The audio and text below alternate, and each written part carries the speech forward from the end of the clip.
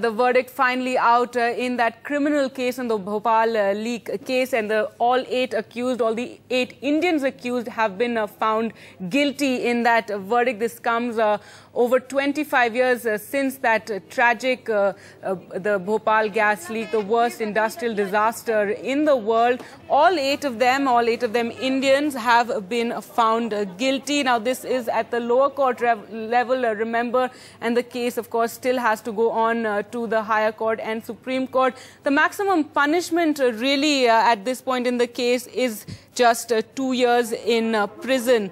In fact, the main accused, Warren Anderson of Union Carbide, is an absconder in the case.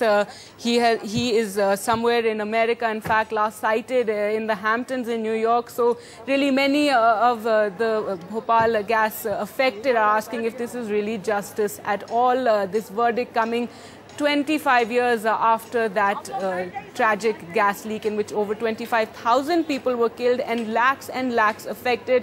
Even till today, in fact, many people are still feeling the impact of that gas leak, of that poisonous gas that leaked on that fateful night in December 1984. So that's the big news coming in just now. All eight have been found guilty. We'll try and get you our reporter in just a moment for more details really of that verdict. But all eight found guilty. Now, all eight of them, as we said, are Indians. The main accused, Warren Anderson, an American.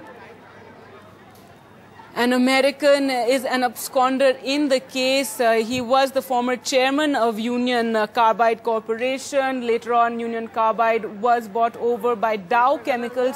In fact, all these years, activists have been demanding that Dow Chemicals pay up the money to clean the site of the Union Carbide factory, and also demanding that Dow Chemicals not be allowed to function in India till it does that. Tuba.com